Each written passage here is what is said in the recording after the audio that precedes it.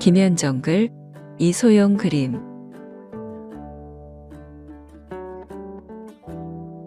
검은 길고양이 카얀과 까치는 가끔 할머니가 내주는 음식을 얻어먹으며 살았어요. 사냥하지 않아도 배부르게 먹을 수 있어서 좋았거든요. 카얀은 숲속 음악대를 이끄는 천재 지휘자입니다. 숲속 음악대가 카얀이 작곡한 고양이 여름을 연주하면 모두 따라 부르며 환호했어요.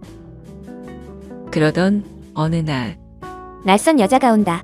우리 집으로 온다. 할머니 집 지킴이 까치가 소리치자 카얀이 비웃었습니다. 할머니 딸이잖아. 이 멍청아. 할머니가 아파서 딸이 찾아왔어요. 땅거미가 내려앉자 딸이 검은 비닐봉지를 대문가에 내놓습니다. 그런데 그곳에서 맛있는 냄새가 쏠쏠 풍겼어요. 카얀과 까치가 검은 비닐봉지를 노리며 달려들었어요. 둘은 종종 할머니가 주는 음식을 두고 경쟁을 벌였거든요. 오늘은 카얀이 검은 비닐봉지 속 음식을 독차지했어요. 그런데 문제가 생겼어요. 허겁지겁 먹은 음식이 카얀의 소중한 수염을 몽땅 빠지게 했거든요. 검은 비닐봉지 속에는 동물에게 해로운 음식 쓰레기가 들어있었어요. 이제 난 숲속 음악대에 지휘를 할 수 없어. 카얀이 눈물을 흘렸어요. 친구 아띠가 위로해 주었지만 카얀은 너무나 슬펐어요. 수염을 잃어 슬픔에 빠진 카얀의 코에 익숙한 냄새가 났어요. 그건 바로 음식 쓰레기 냄새였어요. 아무것도 모르는 까치가 부리로 봉지를 짚고 있었어요. 이건 먹으면 안 돼. 카얀이 까치를 온몸으로 막았어요. 까치는 이번에도 카얀이 혼자 먹으려는 줄 알고 화를 냈어요. 둘은 어떻게 되었을까요?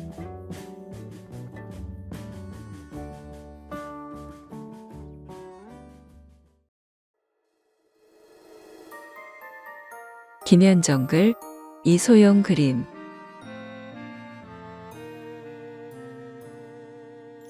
해랑이는 바닷가 마을 할머니 집에서 주말을 보내야 해요. 엄마 아빠가 결혼 10주년 여행을 떠났거든요. 할머니 집에서는 TV도 인터넷도 볼 수 없어요. 밤하늘에 높이 뜬 보름달과 잔잔하게 밀려오는 파도 소리만 들을 수 있었어요. 심심해. 해랑이는 불을 환하게 켜놓은 채 까무룩 잠이 들었어요. 창문 좀 열어봐. 누군가 창문 두드리는 소리에 잠이 깼습니다. 창문을 내다보니 해랑이 눈앞으로 박쥐 한 마리가 후두덕 날아올랐습니다. 으이, 징그러운 박쥐잖아. 해랑이가 얼굴을 찌푸렸습니다. 불 좀 꺼줄래? 부탁이야. 싫은데. 해랑이가 고개를 돌렸어요. 오늘 밤 달빛 축제가 열려. 그런데 내가 켜놓은 전기불 때문에 방향을 잡을 수가 없어. 박쥐 수리가 애원했지만 해랑이는 들은 척도 하지 않았어요. 좋아. 그러면 너도 가자. 달빛 축제에 가면 바다거북을 엄청 볼 수 있어. 해랑이는 바다거북이라는 말에 눈이 번쩍 떼었어요. 거북이라면 자다가도 벌떡 일어날 만큼 좋아하거든요. 해랑이는 달빛의 마법으로 박쥐로 변신했어요. 그리고 수리와 함께 축제장으로 떠났어요. 가로등 근처로 가는 해랑을 보고 수리가 놀라서 소리쳤어요. 가로등 밑으로 가면 안 돼. 왜? 난 밝은 곳이 좋은데. 네가 박쥐인 거 잊었어? 우리 날개막은 굉장히 얇아. 그래서 뜨거운 빛을 쬐면 수분을 빼앗겨서 제대로 날 수가 없어. 항상 조심해야 해. 해랑이는 고개를 끄덕였어요. 사실 가로등 근처로 날자 날개막이 따끔거려 이상하다고 생각했었거든요. 해랑이와 수리가 달빛 축제에 도착하자 수많은 아기 바다거북이가 바다를 향해 달려가고 있었어요. 그 광경을 본 해랑이는 가슴이 벅차올랐어요. 그런데 아기 바다거북이 한 마리가 바다가 아닌 가로등이 늘어서 있는 도로 쪽으로 향하고 있었어요. 얘 그쪽이 아니야. 바다는 반대 방향이야.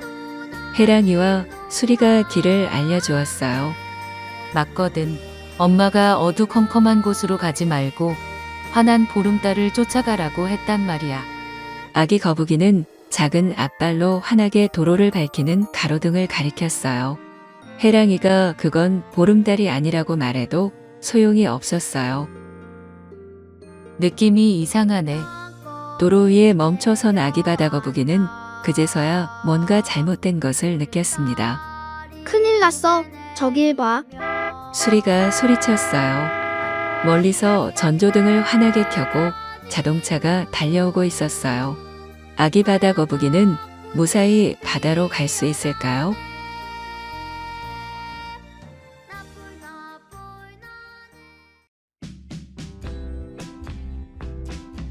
김현정 글, 이소영 그림.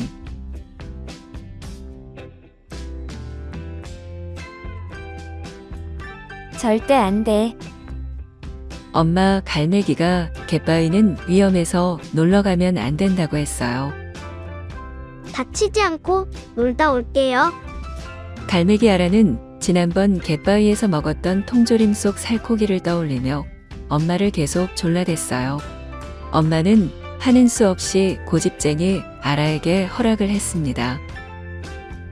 아라는 갯바위에 도착하자마자 달콤한 맛을 찾아 사람들이 버리고 간 쓰레기 더미를 뒤적거렸어요. 그런데 등 뒤에서 낯선 소리가 들렸어요. 너 우리 동네에서 뭐하냐? 까마귀 우야가 소나무에 앉아 아라를 노려보며 말했어요. 무슨 소리야? 갯바위는 갈매기 놀이터거든? 아라는 대수롭지 않다는 듯 쓰레기를 뒤지며 대꾸했어요. 그때 제법 큰 살코기를 발견했어요. 내 거야. 이건 탐내지 마. 아라가 험상궂은 얼굴로 살코기를 움켜쥐었어요. 그런데 살코기가 너무 딱딱해서 아무리 쪼아도 먹을 수가 없었어요. 아라는 머뭇거리다가 다른 큰 새들에게 빼앗겨서 한 조각도 못 먹을까봐 조바심이 났어요. 그래서 우야에게 선심 쓰듯 말했어요. 내가 먹기엔 좀 많은 것 같아. 쪼개서 나눠 먹을래? 좋지. 내가 도와줄게. 우야도 기다렸다는 듯 아라 곁에 내려앉았어요. 그리고 살코기를 물에 불려서 몇 번 쪼으자 먹기 좋게 부서졌어요. 너 좀 똑똑하구나. 아라와 우야는 고소한 살코기 맛을 느끼며 킬킬거렸습니다. 그런데 아라 눈에 살코기가 든 통조림이 보였어요. 아라는 우야가 알아챌까봐 휙 날아올랐어요. 멈춰. 그쪽으로는 가면 안 돼. 우야가 소리쳤지만 이미 늦었어요. 아라가 사람들이 버리고 간 그물에 걸려버렸거든요. 우야가 도와주려고 애썼지만 그물은 점점 더 엉키기만 했어요. 우야가 안타까운 마음에 먹이까지 가져다 주었지만 아라의 날개는 축축 늘어졌어요. 아라는 다시 푸른 바다 위를 날 수 있을까요?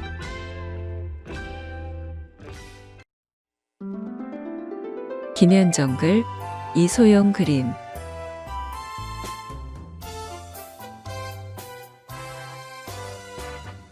거미들이 떠나버렸어.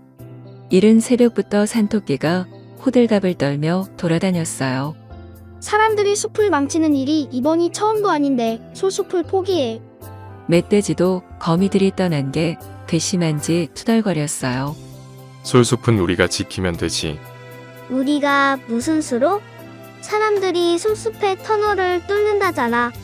그래서 거미들이 떠난 거라며? 솔숲 동물들이 모두 모여 걱정 가득한 표정으로 한마디씩 던졌습니다. 괜찮아. 그깟 거미들이 사라진 게 뭐 대수라고 후들갑이야. 멧돼지가 잘난 척하며 다시 끼어들었습니다. 맞아. 거미들이 우리 솔숲에 무슨 도움이 돼? 그 촌뜨기들이 사라지건 말건 신경 쓸 것 없어. 하늘 다람쥐도 멧돼지 편을 들었어요. 그때였어요. 갑자기 우르르 쾅쾅거리며 무서운 소리가 솔숲을 뒤흔들었어요. 순식간에 바위가 부서지고 사방이 흙먼지로 뒤덮였어요. 새들은 놀라서 하늘을 날아오르고 바위 밑에서 잠자던 뱀과 개미들은 흙과 함께 공중으로 치솟았다가 곤두박질 쳐졌습니다. 불이야, 불. 꼬리에 불이 붙었어. 누가 좀 꺼줘. 산토끼가 이리저리 뛰다가 무릉덩이에 붕덩 뛰어들었어요.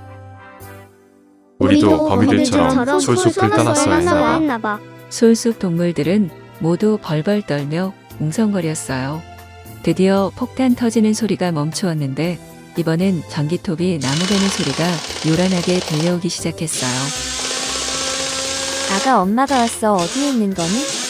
하늘다람쥐가 아기들을 찾아 목 놓아 우는 소리가 솔숲에 퍼졌어요. 그만 울고 이 나뭇가지 좀 치워. 네 아기는 살아있어. 떡갈나무에서 함께 살던 왕거미가 나뭇가지에 다리가 깔린 채 웅얼거렸어요. 너 떠나지 않았구나. 내 아기들이 정말 살아있어? 하늘다람쥐가 나뭇가지를 얼른 치웠습니다. 그러자 왕거미가 기침을 하며 기어나왔습니다. 두더지를 찾아. 그리고 도와달라고 해.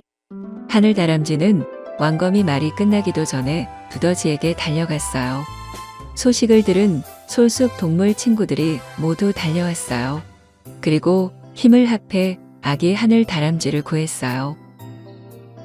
하늘다람쥐가 동물 친구들 덕분에 아기들을 구했어요. 하지만 솔숲 동물들은 이제 어디로 가야 할까요?